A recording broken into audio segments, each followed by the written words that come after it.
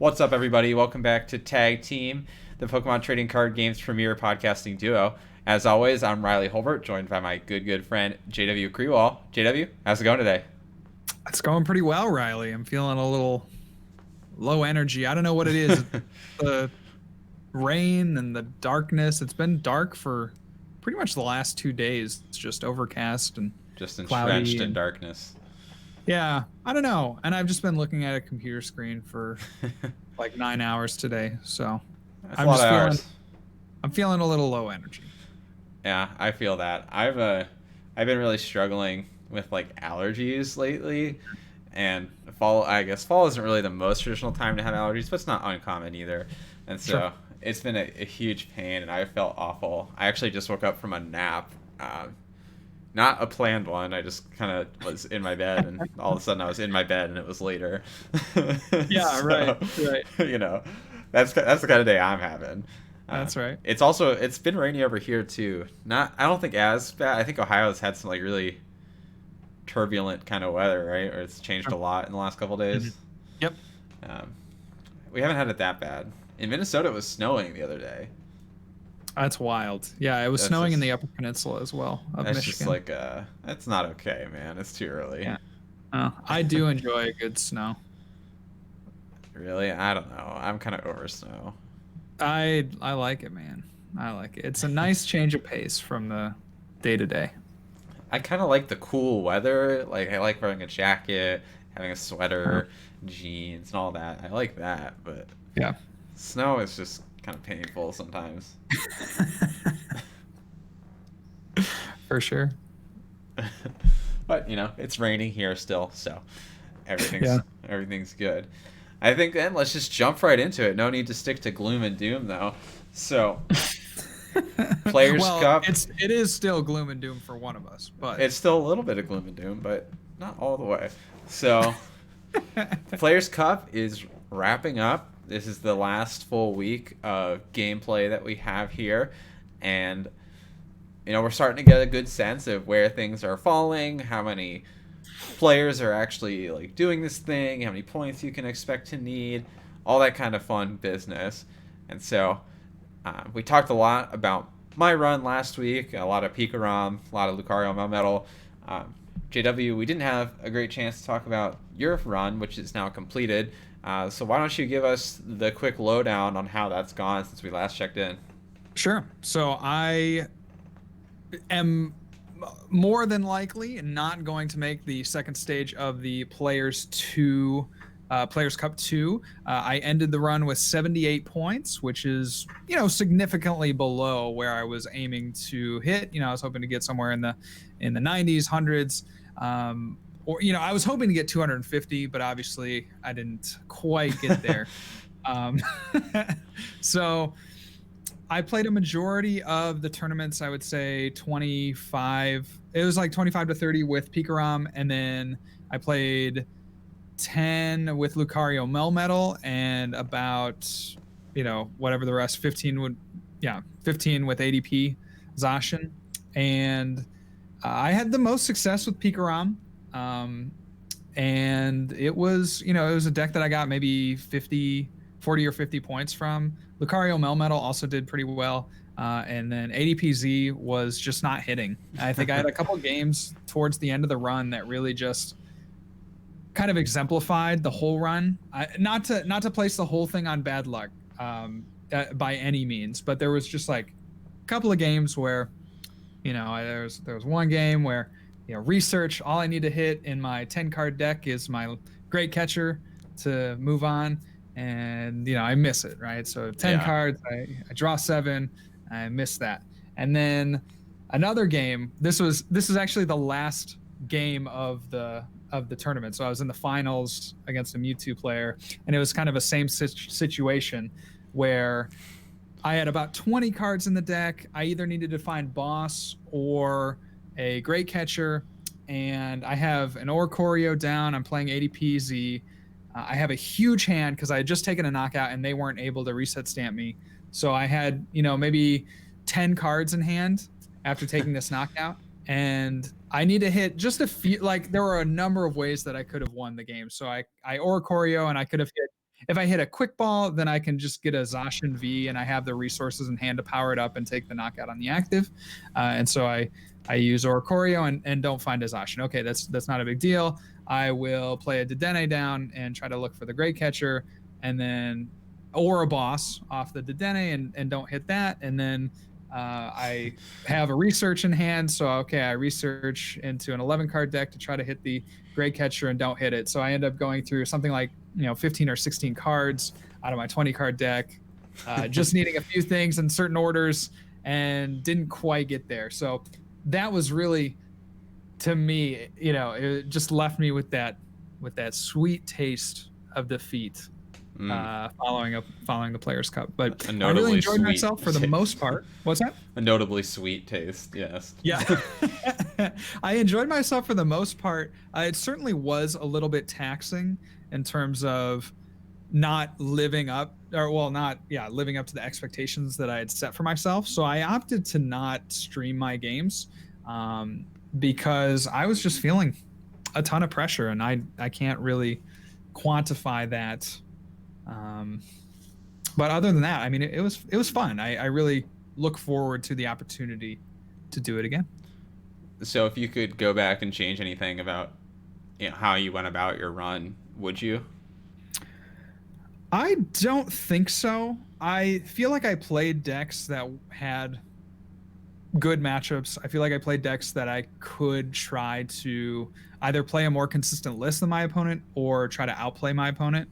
And I think I did that most successfully with Pikarom. I definitely had some games with Lucario Melmetal where I was like, I definitely made certain sequencing things that were better than my opponent, and put them into awkward situations, and I felt good about that. But I wish that I had, maybe if there was one regret, is that I would have stuck with Pikarom for the entire tournament, just because there aren't as many hard losses. I ran into a stretch in the early part of the cup with Lucario Melmetal where I was just hitting into kind of a crazy amount of fire decks, and they were just ending my rounds, first round loss, and that was a little bit frustrating. So I certainly wish that I'd maybe played Pikarom for a little bit earlier in the Players' Cup. Yeah, the fire decks were definitely something to be afraid of for the Lucario Melmetal. I ran a fire decks all the time. Especially when Lucario Melmetal was kind of, I would say, at its peak hype, which was probably about 2 or 3 weeks ago, where it had just come off of a couple of tournament placements and a couple of big tournament wins. And so, maybe just factoring that in. But I still don't regret my deck choices. I just maybe wish that, I don't know, the matchups have been a little bit better. Yeah. Well, it happens. It can happen to the best of us. For sure. Nevertheless, still good job in persevering and putting your best foot forward. And who knows, maybe the stars will align for you. Well, we're kind of talking about what it actually means for Players' Cup rep, because we were looking on the leaderboard, and from what we understand, the leaderboard is not as accurate as some might think. Yeah, I don't know what the deal with the leaderboard is. I noticed this when I was doing my run.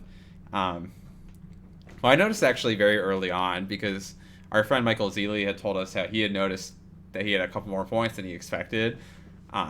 So I was like, that's weird, but I already kind of had this hunch. So I'm pretty sure the leaderboards currently factor in like ticket tournaments as well. So it's causing a pretty massive skew, in my opinion. It's hard to quantify because we can't like selectively look at the Players' Cup. But the more, even beyond that, there's also a really annoying factor in that the Players' Cup doesn't discretely fit into any of the leaderboard categories. Sure. So what I mean by that is, on the leaderboard, you can search by a couple different categories. You can search by tournament rep in standard for this week, this month, and this season, and like also last week, last month, last season. And what I thought was going to be the most accurate one was this season, and that's what I was using when I was climbing. But then I noticed when I finished my run that I wasn't like on the top of the leaderboard. And I'm like, that doesn't make Yeah. sense because I have what I presume to be one of the highest amount of points in North America. Sure. And so I looked at um so I looked at this season, and it turns out I only had the points I did on like the last Monday. And so Yeah. last season has everything in the Players Cup basically up until last Monday. Yeah. And this season is like everything since then. And I cannot wrap my head around how they're organizing this. Presumably Pokemon has this data. Like they are tracking it somehow. Yeah, wouldn't that be funny if like ticket tournaments were factored in or something and like Yeah, like it's just so absurd. And so like, Yeah. you know, if you look at this month, which is kind of close, but you know, there was a period of time in September when you Right. could do the Players Cup. So like all my points are factored into this month, but not every other person's is. And so just it's absolutely crazy to me actually that it can possibly be set up like this. It's like what's going It's on? certainly interesting. Yeah, it's certainly an interesting thing, and it makes it harder as players. I mean, it doesn't really change, right? Because you're trying to get as many points as possible. So like, knowing how many points you have doesn't really change all that much, or at least it shouldn't. But at the same time, it'd be nice to know kind of the goal that you're shooting for. Um, Yeah, I mean, you know, even then, just like, to if you have- haven't been tracking your own points Right. discreetly and you fell into multiple of these buckets, it gets really annoying to figure out how many you have. Yeah, that's true. It certainly can be anxiety inducing for those of us that, yeah, maybe didn't keep as good of track as others. I mean, and it's like you have to find yourself on the leaderboard too. Like, I'm personally right in front of me, I am logged in to Pokemon.com, and I Yeah. can see myself on this month at number 4 on the leaderboard. But above that, it says you haven't earned any tournament rep from standard format matches yet this month. Sure. Like, that's just objectively untrue. I'm right there. I can see it. Right. Yeah. So Yeah, it's funny. Well, we'll see how it all shakes out. I mean, again, you said presumably Pokemon has all this data and all this information, and I'm sure Yeah. they do. It's just maybe the website wasn't set up in a way to accommodate for the Players Cup 2 for whatever reason that would be. But in any case, just know that everyone that says a point threshold is purely based on speculation. Yeah, if you're so I think the ultimate point of all this is I think everyone listening is responsible enough to like track their own points and have a sense of like what they have. But I don't think you can use the leaderboards as a source of truth for what the threshold will be. I mean, you could probably use it for like overall trends and be like, yeah, you know, we're seeing something in the 80s right now. If you look at this month, but you know, it's not conclusive. It doesn't factor in everything, and it might be including points from regular tournaments as well.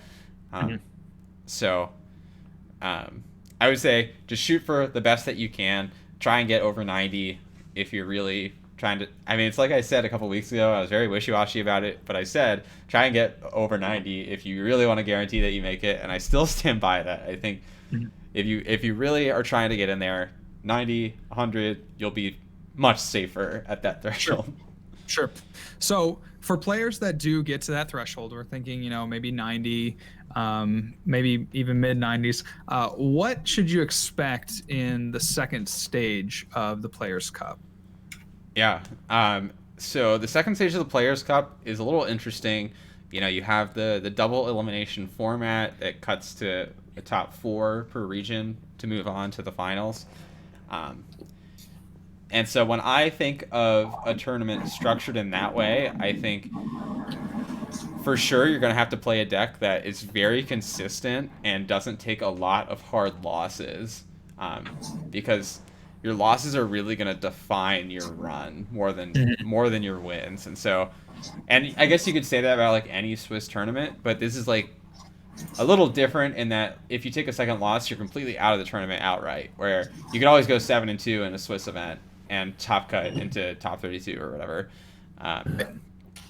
And so the point of all that being is you can't afford to take a lot of hard losses. So you got to be looking pretty carefully at the kinds of decks that you're looking at. So whereas Lucario Melmetal might be a good deck in a vacuum, if there seems to be fire type decks, even a small percentage of the meta, You're basically risking your entire Players Cup on not playing any of them. And Right. granted, Lucario Mehmet gets some new tools, which helps it deal with fire decks in Right. the coming weeks with Vivid Voltage. But it's just the kind of things that you have to think about. And you know, Lucario Mehmet doesn't have to be the hard stop example there. Sure. Sure. Just the point being that, if you look at this current format, maybe you don't take something as polarizing. You maybe don't take something like in this current format, a Lucario Melmetal. Yeah. Obviously, we're extrapolating this into a new format, but maybe something that just has a little bit more of a general positive matchup spread. Like if it was played in this format, I mean, obviously this is coming from a place of bias, but I think Pikarom would be like a pretty solid choice because it has a really good matchup spread. Doesn't really take any hard losses, and even its toughest matchups, it can find ways to crawl out of. Whereas a deck like Lucario Melmetal, there's a lot of Senti Scorches that just roam in the depths of the format and are ready to like eat you alive. So, that being said, one thing to also think about is if you think your hard losses are generally badly poised in the meta, if you can stay in winner's bracket for a while, you probably won't see them for a while. So like, continuing this metaphor, I don't think Senti Scorch is a very good deck. If you are playing Lucario Melmetal and manage to go like 3 to 4 rounds without seeing a Senti Scorch, I think your odds of seeing a Senti Scorch at all go down drastically. So it's not a hard and fast rule, but it's something to think about. Sure, absolutely. So I don't know if you had any other like thoughts just about the nuances of the format of it. Yeah, no, I mean, ultimately, it's a crapshoot because you only get 2 losses. So you really just don't have a lot of wiggle room. And not to say it's going to be the luckiest player, but since luck is a significant factor in the Pokemon trading card game, you're definitely going to need it to be one of those last 4. I mean, cutting to 4 from 256 is inherently, there's like a lot of variation that goes into that. So, I'd say, at the end of the day, like we'd say for any tournament, play the deck that makes sense for you and play your heart out, and you can't be disappointed. I think getting to the Players' Cup at all, it shows a lot of tenacity. It shows a lot of strength in the game itself. So be happy that you got there in the first place, and just like we said about the Players' Cup qualifiers, like take every step of the way as sort of a learning experience. Absolutely. So we also wanted to touch on Vivid Voltage a bit. I don't know if we want to do that before or after our card of the week. Sure, we can do it before. Okay. So for the unaware, the Players' Cup 2 will be including the Vivid Voltage set, which will certainly be shaking some things up in the meta.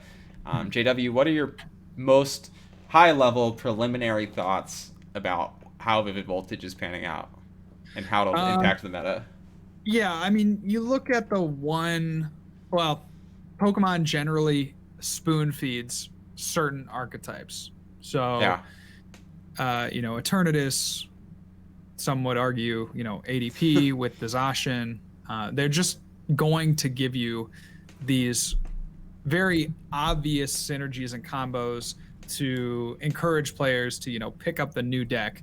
And so the biggest thing to look out for, at least in preliminary kind of testing and preliminary thoughts on the new format, would have to be Colossal VMAX. And Colossal VMAX having that first attack for 1 energy, that always kind of pricks my ears up whenever I see a 1 energy attack that can do, over 100 damage. I'm pretty stoked about it. And so Eruption Bomb, 40 damage, discard the top card of your deck. If that card is an energy, this attack does 90 more damage, then attach that energy to this Pokemon. So you're kind of building up to the second attack, which for 4 energy can do 240 damage. Pretty significant. But the first attack, really nice. Energy Excel, and you can also accelerate special energy cards. So how that kind of synergizes is you get this nice, cool little special energy that attaches onto Colossal. I'm blanking on the name at the moment, but it reduces damage by 20. Yeah, I don't know if we have the English name, but it's Stone Energy. what you're thinking of? Something like that. Sure. Yeah. Sure. And so that is obviously a very, very good synergy. VMAX is having a massive amount of health already, and then you're getting an energy card that you can accelerate that prevents damage. So you're looking at, on I guess the second turn, right after you can evolve your VMAX, you could potentially be staring down an attacker that does enough, 130 damage for 1 energy, and then reduces damage by 40, right? If they attack with the eruption bomb, attach that stone energy and get another one off the top. And that's just really scary to think about. Yeah, so obviously like the synergy is there as well with the Oranguru card from Sword and Shield base set to be able to stack cards on top of their deck. In Japan, I think they're playing it a lot with Makargo, and it's really taken the format by storm. Obviously, we don't have that option to us. But certainly there's plenty of ways to get a card on top of a deck. So, and I would also look at Rotom Phone. Yeah, Rotom Phone, another great option. When I think of Colossal VMAX, the first attack is definitely really appealing to me. And I think if you have an efficient attack like that on a VMAX, it's always worth looking at. Especially one that's fighting type in this format. Right. So, if we look at the Darkness Ablaze format in a vacuum, there's a lot of fighting weakness spinning around within it, and so it's a little difficult to like not justify playing a Colossal, right? So sure. And plus 130 is just like it's a sweet threshold to hit. That's like any basic one prizer is going to be in that 130 threshold for the most part. And so that's awesome. It cleanly knocks out Pigoroms. It wipes them off. It, with just a little bit of a damage boost, it can knock out Raichu with a little bit more of a damage boost. And obviously you can get that with the Fighting Dojo. If you're behind, you can get all the way up to knock out an Eternatus. I mean, like, the pressure is on for these Dark and Lightning decks to really answer the call of the format. Yeah, and luckily there is a soft counter to Colossal in the form of the weakness guard energy. Just being able to, particularly for Eternatus, being able to negate that weakness can kind of slot in there as a little bit of an answer. I think it slots better into Eternatus for sure.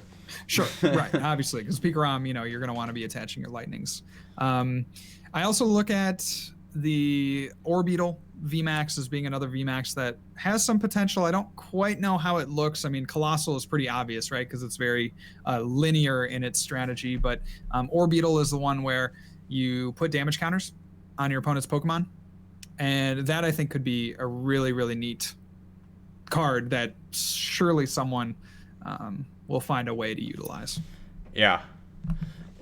Yeah, you can't really deny, like, efficient cards like that, especially ones that spread damage as well. There's some cool stuff going on. I think we also got to quickly at least mention the coding Metal Energy, I think is what it's called. It's basically weakness guard as a Metal Energy, so Lucario Melmetal getting some new tools. Sure. People who already played the weakness guard, and I didn't like the weakness guard because it didn't provide a Metal Energy. Right.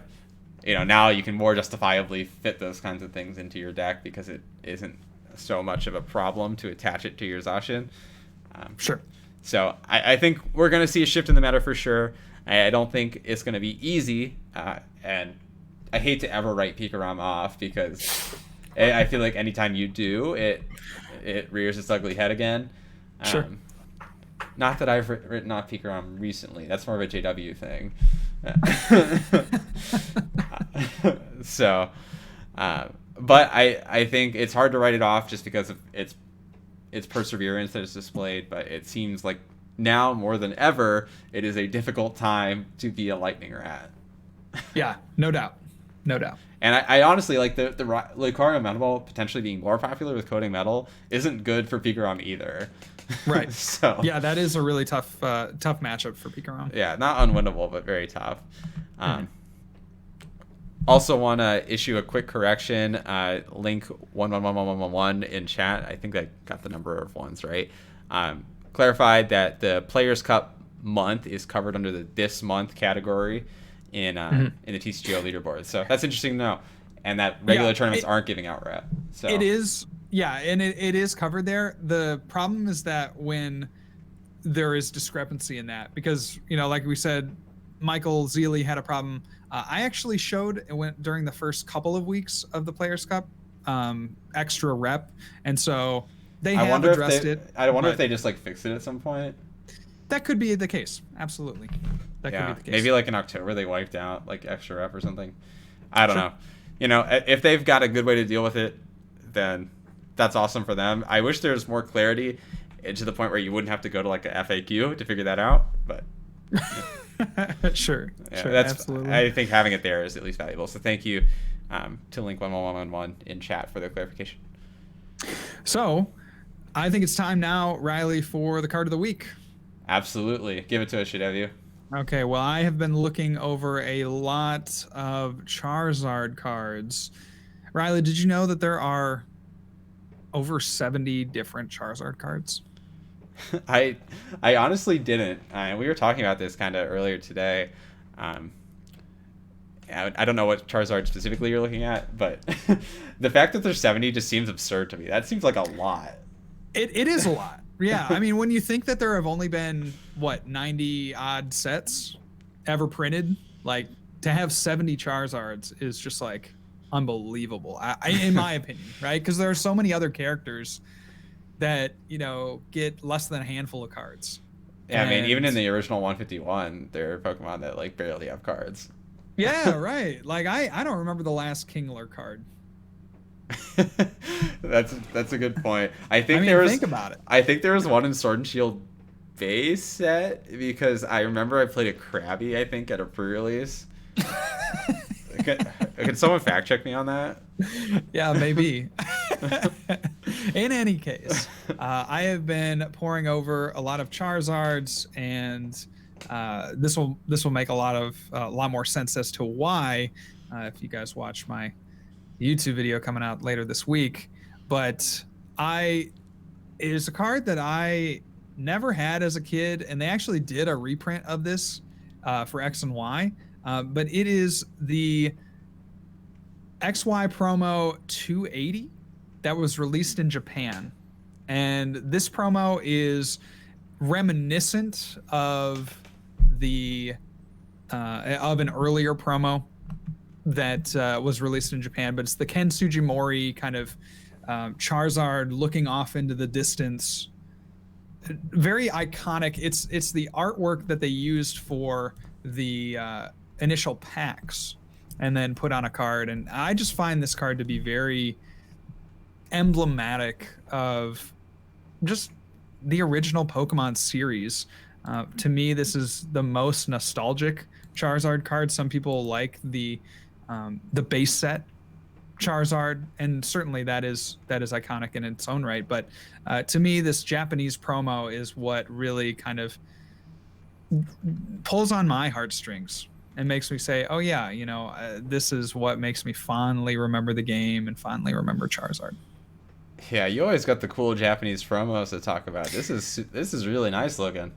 Well, I just like the uniqueness of the Japanese promos. I don't know what it is. Maybe it's like the elusivity. I don't think that's a word, but it's the kind of I want what I can't have kind of thing. Yeah, that's a very cool looking card, and you're right. It kicks up like this wave of nostalgia just looking at it. Obviously, it's got like that evolutions or revamped like old card look to it, but the art itself, I never really thought about the fact that art wasn't on a card before. Yeah. I mean, it's an art that's so recognizable. Exactly. That's kind of it. It's like it's something that we all know, but we've never had it in America for ourselves, or in it's always been something that has been kind of elusive. I've never seen a card like this in person. I mean, not that it's like particularly expensive, but just the fact that I would love to get my hands on one of these things because they just, to me, symbolize everything that was great about the late 90s and Pokemon. Yeah, and it's definitely super sweet. And you know, you talked about wanting the Deoxys the other week, and lo and behold, a Deoxys showed up at your doorstep. So who knows? I think now is probably not the time to be buying Charizards. Yeah. Just saying. Yeah, probably not a good time for buyers in the Charizard marketplace. Yeah, probably not. They have been going up an absurd amount. Maybe I talked on the stream about how I purchased like 10. This was like 6 years ago when Evolutions was first printed. I had bought 10 reverse hollow Charizards and for $5 each. And I was like, man, am I overpaying? And I was like, nah, you know, these will go up to like $10 in 5 years. And I'll have made $50 profit, you know? and now there is something absurd like $60-$70 each, and it's just ridiculous now. Did you already sell them for $10? No, I still have them. I still have them. I'm trying to figure out what to do. Like, do I try to flood the market now, or do I try to hold on to them for later? I don't know. I need to take a good look at the backs too, because if they're gradable, I might want to do that as well. Yeah, grading is the place to be for Charizard right now. Yeah. It's funny, I don't know if you've had this experience, but I definitely have, where, you know, people know that you play Pokemon, so they ask you about like selling their old cards. And that's something that happens all the time regardless. Yeah. But I've gotten a huge wave of people being like, hey, do you think I could sell my old collection? And I'm like, I probably not. Like, yeah. Like, if this is something you had as a kid, then probably not. Yeah, well, first of all, because you probably didn't take care of them. Second of all, you probably didn't have anything worth selling, unfortunately. Exactly. It's always both of those points. I usually try to focus more on the second point. But it's like, I know you might have thought that you took good care of them, but like maybe you just threw them into like a crappy binder that you got from like Walmart, and like they're all scratched up in there, and yeah, you know, like, absolutely. It's like, I did have a friend that messaged me and asked me about their collection, and they had a shadowless Mewtwo that was in pretty good condition.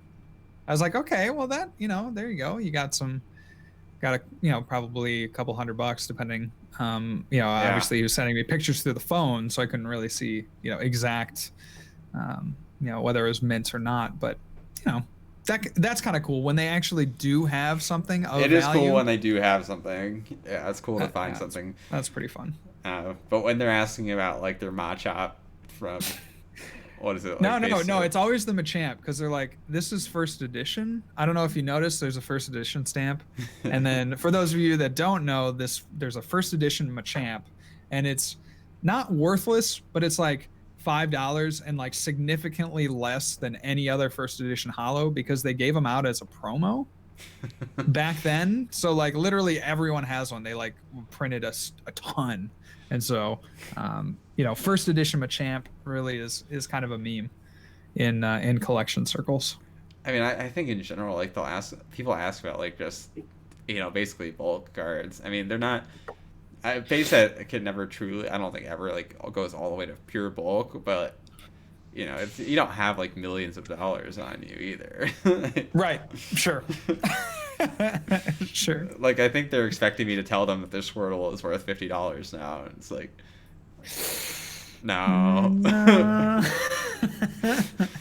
mean, it's a Squirtle, man. Like, everyone had a Squirtle. Everyone's got a Squirtle. So it's always stuff like that. It's fun. It's fine though. Like, I'm glad that they're at least interested enough to look, and sure. You find hidden gems in the rough. So yeah, absolutely. Nice. Well, thank you, JW, for sharing that. So let's talk about then what the next couple weeks are looking like in Pokemon, and kind of map out how that's going, and give people a sense of what to expect a little bit more for Players Cup 2. So Players Cup 2 wrapping up. If you had to give your final recommendation on a deck to play in this last couple of days of gameplay, what would you say? I would say, you know what? I honestly haven't seen too much Fire, so we were kind of giving Lucario Melmetal bad rap, but I would say from my personal experience, it was a lot of Lucario Melmetal to start, and then I saw some fire decks kind of creep up, and then kind of lessening Lucario Melmetal's potency. But then now I feel like it's a perfectly fine time to break out Lucario Melmetal. I think a lot of the fire decks have kind of succumbed to. I've seen a lot of Eternatus. I've seen a lot of Yeah, a lot of Pikarom. Eternatus lately. Yeah. Eternatus seems to be kind of the deck on the rise from my perspective, and so take a matchup there, or take a deck that maybe has an even to favorable Eternatus matchup if you want to do well in the last week of Players Cup. Yeah, it's been really interesting. I think the thing that's been coolest to me about the Players Cup is you could see the meta change very dynamically. Yeah. As people are like getting a better sense of what the trend is for a given week, you typically will see people actually respond to that. So, we saw a lot of ADP to start, and so people were playing a lot of like those really fast and hard hitting decks. And then Lucario Melmetal had a good matchup against like the Eternatus and the ADPs, so people played that a lot. Fire came as a result of that. Pikarom just came out of nowhere and had good matchups versus everything, and so people were playing a lot of that. But then Lucario Melmetal was like a good Pikarom matchup, so now and the Fire decks have a bad Pikarom matchup, so it seems like the meta is definitely primed for that, and Eternatus is also like a logical response to Pikarom for the most part. Sure. So I think now, I was thinking about this as well for sure, now is the perfect time for Lucario Melmetal players to have their heyday. I think Fire is definitely at a low point right now. Obviously, I'm not in the Players Cup tournaments, but I've played a lot of ladders since then. I don't know why. I'm just like, I keep hitting play again on Pokemon. That's great. And I've noticed just Eternatus is everywhere. Pikarom is everywhere. ADP is like there. Not everywhere, but it's there. Sure. Fire is just completely non-existent right now. So, Sure. Lucario Melmetal for sure. So taking that, Lucario Melmetal is the tag team deck of choice for the remainder of the time in the qualifiers. We talked about Vivid Voltage and how it'll impact the meta. What would you actually play if given like a 5-second time to think about it in the Vivid Voltage meta? In Vivid Volt, I mean, it would probably be trying to figure out how to make Colossal work. I think that is just it's just the too obvious to ignore card, and synergy if you combine it with the Stone Energy of this next set. And so I really want to dig deep into that and exploring how best to play that deck. And I don't think I'm alone. I think that's they're smacking you in the head with some of these combos, and so you just gotta run with them. Yeah, for sure. Yeah. I'm kind of in a similar boat. I'm very interested in Colossal. I think it looks pretty fun to play as well. I think always that combo of like discarding a card and attaching it is very fun. I also think that the Lucario Melmetal is well poised in the next format, unless Fire comes on the rise for whatever reason, and it might. Like Pikarom being in a much tougher spot gives Fire a little more room to breathe. So I'm kind of waffling between Colossal and Lucario. Sure. Any other things that you think might be notable in the coming format? We get a new setup Pokemon in the form of Snorlax that I'm pretty excited about. I don't know its best application in terms of an attacking deck, but I certainly could see any stall variant picking that card up and just loving life. So Snorlax has this ability that you can draw up to 7, and then your turn ends when you use the ability. So it's kind of like a tropical beach on a searchable Pokemon. That to me just seems really exciting and really interesting, and I'm happy to see an ability like that on a Pokemon. That's really quite stellar. I agree that it's cool, but do you think that Zacian's existence kind of makes it tough for Snorlax to find a good niche? Maybe. But I think you also look at having too many 2-prizers on your bench as something that you want to avoid if you're kind of a stall or a control deck. So I kind of see the reverse of that being like, well, maybe you want to play a Dedenne, and so you usually don't want to have, Zacian, Dedenne, and like Oricorio or something on your bench. So maybe playing the Snorlax will allow you to mix it up with the other two prizes that you play. Yeah, the two prizer is definitely a factor. I think the thing that I think of most is that a lot of times these decks have large hand sizes. Sure. The exception, I guess, being like post Marnie. I think Snorlax, I guess, is probably a better card after you get Marnied, but otherwise,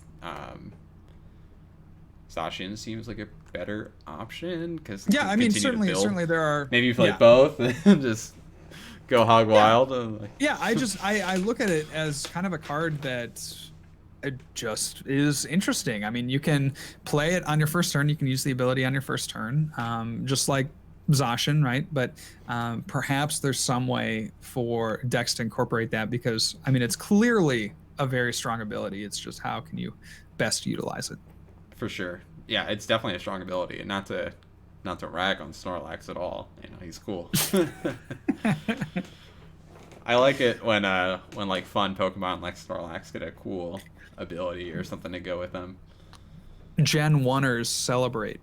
Yeah, well, I've said this before. The thing I like about the TCG, and Snorlax isn't the best example of this because Snorlax is actually a very good Pokemon, but it gives Pokemon a chance to put other things in the spotlight, as opposed to the big, most common, most popular dudes. Uh, oh, hello. And I think your camera's frozen. Ooh, okay, great. Yes, I was having a little bit of trouble hearing you.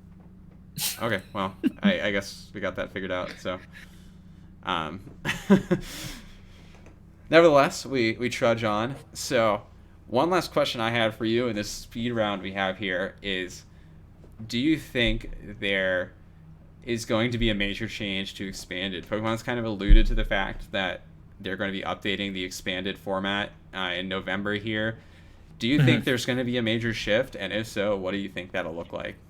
Man, I really hope so. I am really waiting for them to kind of be a little bit more inclusive. Certainly, there have been a lot of changes over the last 6 months in terms of what they do with events, and I can understand why focusing on standard would be of the utmost importance. But I think when you look at Pokemon, one of the biggest changes that they have ever implemented in my entire time playing was the expanded format.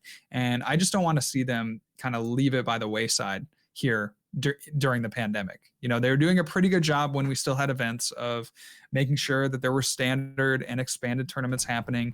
But now with the pandemic, we really haven't seen any expanded events aside from, the occasional kind of grassroots tournaments. And so I would love to see them not only update a ban list, but announce an event for expanded. Yeah. And to me, it almost signals that they might be thinking about doing something if they're actually actively updating the list, because they have no real incentive to update it until they have an event. And I guess that part of it is that they don't have like an official ban list update period until February after this. So, I guess this covers their bases in case they can have real life stuff. But I would love to see some sort of online expanded event happenstance.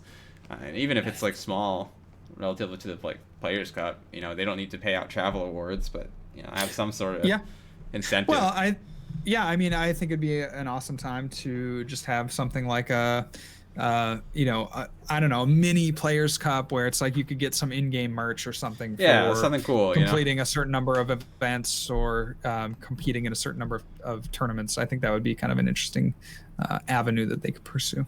So, do you have any strong feelings about what should be changed and expanded?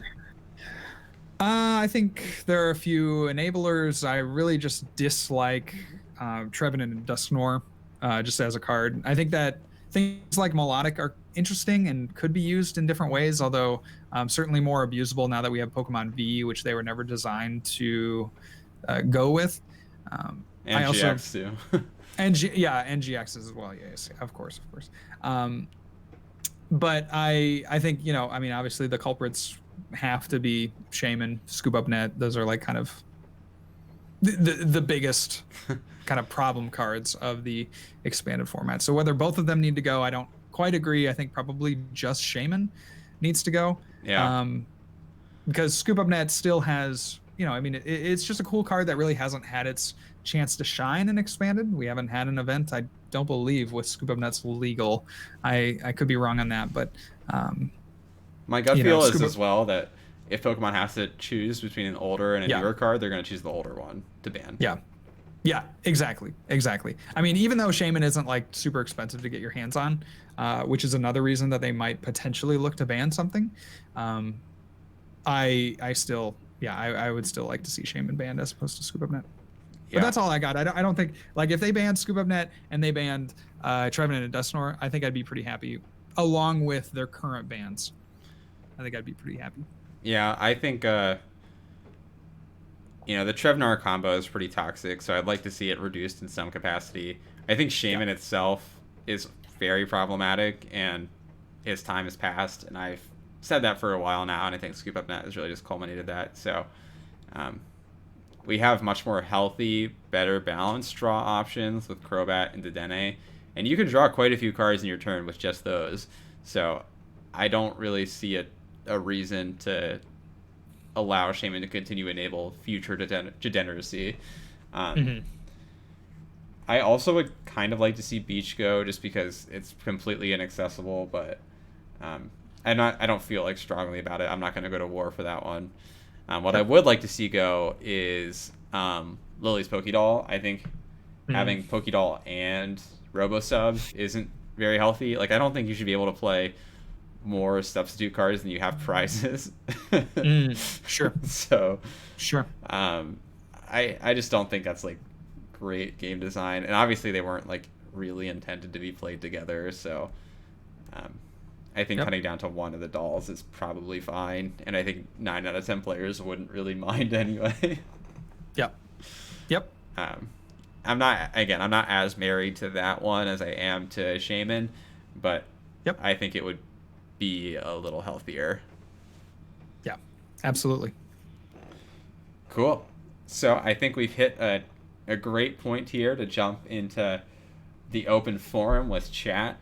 So if you have any thoughts about Expanded or any other questions that you'd like us to address, just leave them in the chat. We'll answer the first couple that we see there. And as always, we want to thank you all for your continued support and listenership. If you're listening on iTunes, be sure to leave a rating and a review. It really helps us out. It gets us boosted further and further up in the ever-elusive algorithm wars.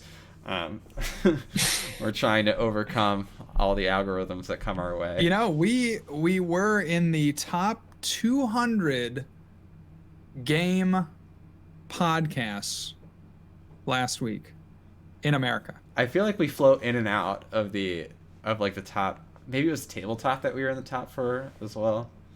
Yeah, that could be it. I forget. We talked about this definitely once were in the offline. top 200 in games in the United States of America, and top 150 in games in New Zealand. There you go, New Zealanders. Thank you. Thank you so much. We love our New Zealand friends. What have you been enjoying the most on the ladder? You said you were playing a little bit of. I'm still playing Pokemon Pikarom, man. For fun. I'm still playing Pikarom, man. I know that's like so dumb that I've just like only played Pikarom. Yeah. It's such a fun deck. There's so much nuance to it that I like mapping out my game plan every single game and like changing one card in the deck and feeling it's just drastically different. I'm a legend, right? Like put in a Coco. I'm a guy. Yeah. So I've just been really on the Pikarom grind, and I know that's like it's kind of lame to just play the same deck over and over and over again, but it's just been fun. I mean, I always tell people like that I coach, like there are a couple different ways to go about metagaming and playing decks for events, and like one is kind of more my approach, where I'm going to be switching and I'm going to be changing things up, and I'm going to be switching archetypes and trying the new thing, and going back to old things and trying out different combinations. And I just always like to change. I'm all about the change. And then there are other people that have really good success just sticking with one thing and just becoming unbelievably proficient at that one thing. And that has always been something that I've been really curious about, because certainly there are benefits in the sense that there isn't a lot of cost investment, right? You get to keep a lot of the same cards, right? For sure. And then there's a lot of benefit in that, just the matchups in and out. So you don't have to rely on kind of how you feel a matchup is going to go. You've been in those situations before, and you see a lot of players just do particularly well just taking one archetype and learning everything about it. Yeah. No, I definitely think there's value in it. And I mean, my tournament win came off of grinding one deck. And granted, it was obviously the best deck in the format, but, grinding one deck to absolute hell and back. But, right. When I'm playing on ladder, usually I like to mix it up just because I like to play meme decks. But I think this format has just kind of defined itself so well that Pikarom just is something I always feel comfortable playing. And so I'm just going to play it. We do have a couple questions in chat here.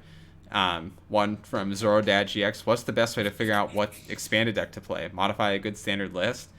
There are some people who take that approach for pretty much every expanded event, and they always generally have decent results. I think to get the best results in expanded, you have to look at it completely separate from standard. So certainly you can use standard to inform your opinions but oftentimes the best decks aren't going to be just standard decks ported over. It's going to be an archetype that was like tailor-made to fit into the format. Just because there's so many different considerations you have to make for both formats. So a deck has to be really exceptional to truly exceed in both. I'm thinking like ADP is like something that's worked in both. Right, or exceed in the same way. Certainly like ADP, you're never going to find in the expanded format an ADP list that plays metals and waters, or maybe not never, but that's just like very improbable. Most likely you're going to see ADP lists that play a double dragon. And so why is that? Well, that card is just leagues better than how it's played in the standard format. So yeah, you can take certainly decks from standard and try to port them over to expanded, but like Riley is saying, there are just so many combinations in the expanded format that are just way too insanely good that are really going to completely upend the best decks from the standard format just because of the standard format's limited card pool. Exactly.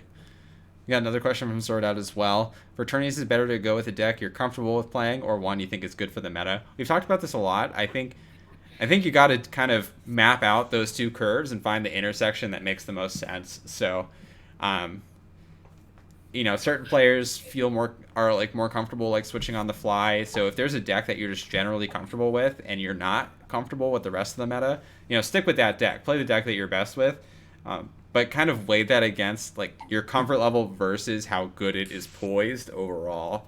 Yeah. So I think the ultimate answer is the deck you're most comfortable with that fits within the meta top right now, the top of the meta right now.